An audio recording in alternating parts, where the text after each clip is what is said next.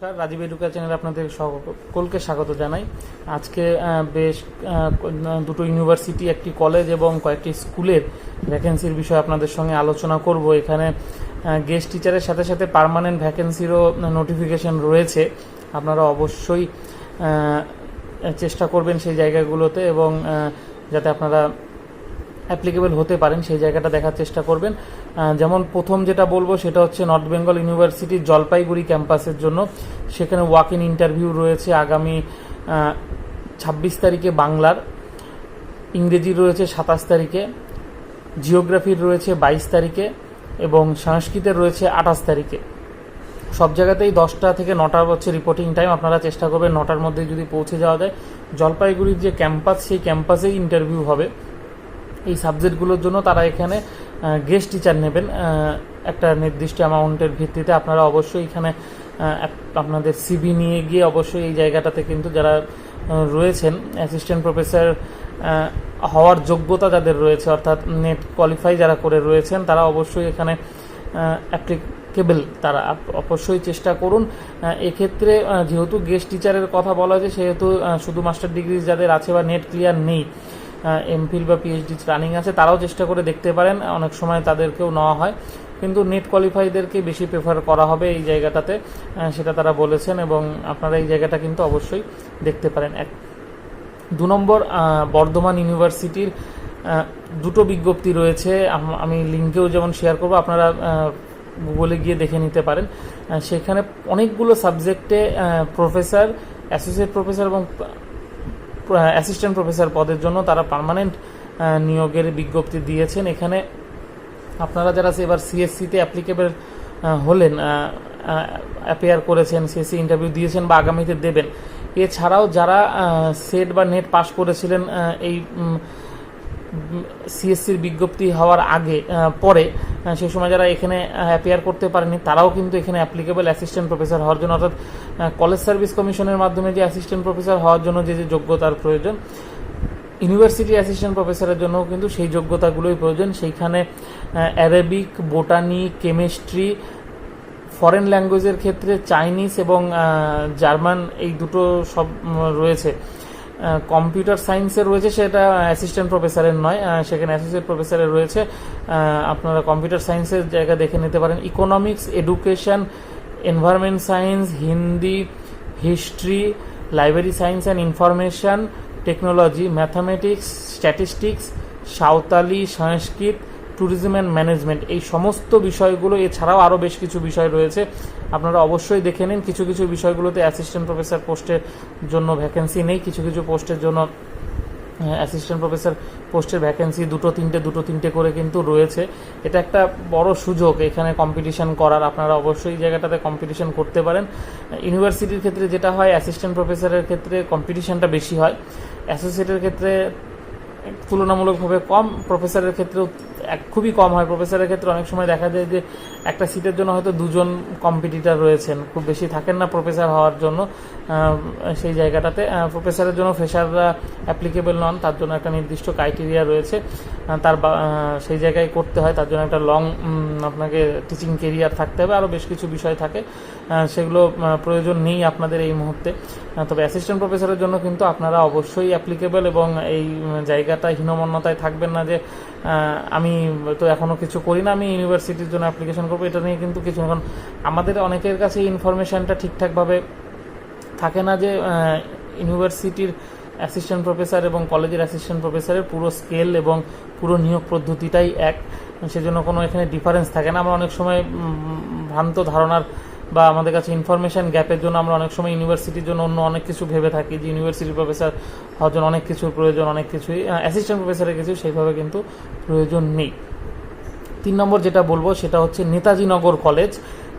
এইখানটাতে এডুকেশনের জন্য তারা একটা ভিজিটিং লেকচারারের জন্য পোস্ট করেছেন কলেজের ক্ষেত্রে। আপনারা অ্যাপ্লিকেশন করে এখানটাতে রাখতে পারেন এডুকেশনের জন্য।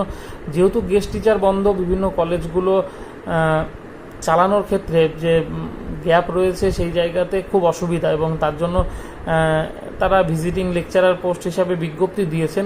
এরকম চেষ্টা এর আগেও বেশ কিছু কলেজ করেছিল, পরবর্তীতে হায়ার এডুকেশনের তরফ থেকে সেই নিয়োগ প্রক্রিয়া সম্পূর্ণ রকমভাবে সম্পন্ন করা যায়নি, তবে এখানে তারা অবশ্যই বিজ্ঞপ্তি দিয়েছেন, যখন হায়ার এডুকেশনের সঙ্গে কথা বলে দিয়ে থাকবেন।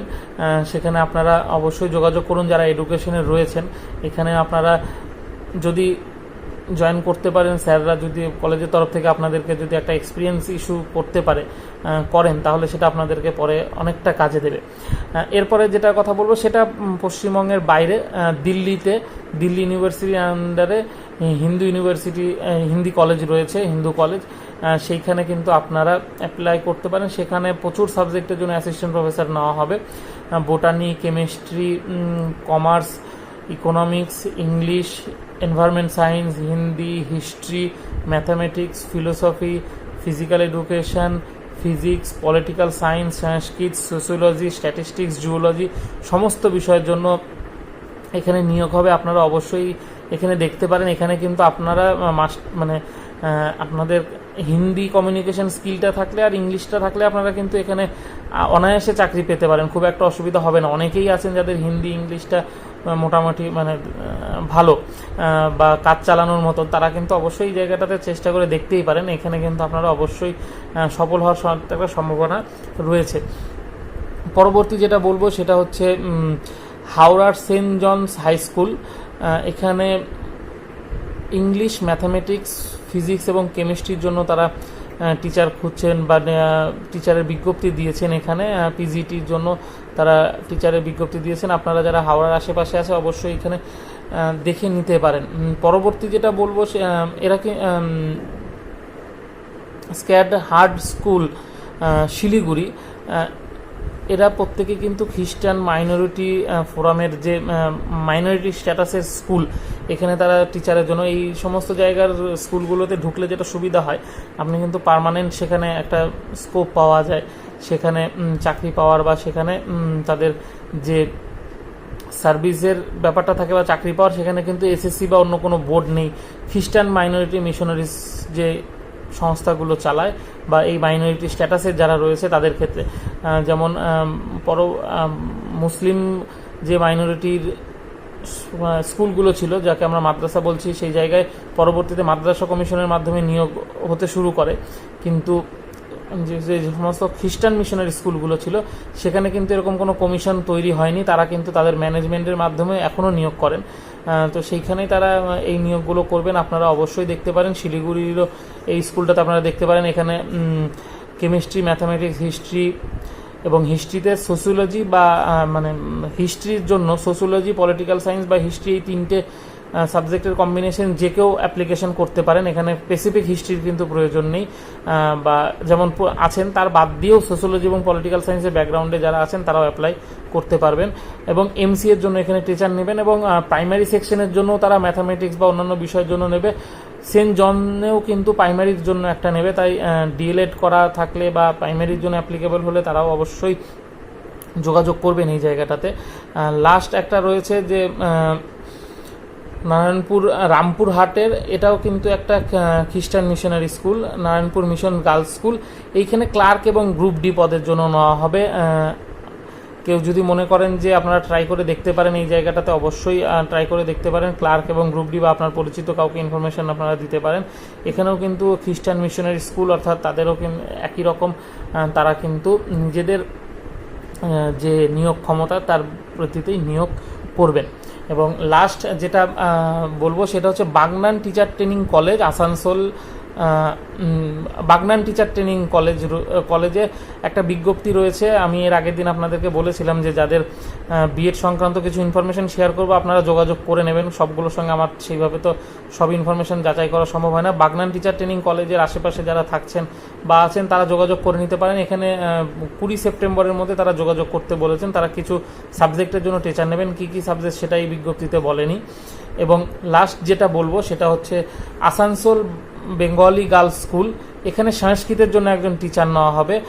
এটাও খ্রিস্টান মিশনারি স্কুল। এখানেও আপনারা কিন্তু অবশ্যই ট্রাই করে দেখতে পারেন এই জায়গাটাতে। সংস্কৃতে যারা রয়েছেন তারা এই জায়গায় যদি আপনাদের অ্যাপ্লিকেবল হয় বা সংস্কৃতে যারা রয়েছেন আপনারা ট্রাই করে দেখুন, যদি এই জায়গাটাতেও আপনারা সাকসেস হতে পারেন কেউ না কেউ। কারণ এই জায়গাগুলো যে ছোট ছোট অংশে চাকরির সুযোগ হচ্ছে, এগুলোকেও আমাদের অবশ্যই ট্রাই করতে হবে। আমি বারবার যেটা ভিডিওতে বলি, সকলে চেষ্টা করুন, সকলে ভালো থাকুন, ধন্যবাদ।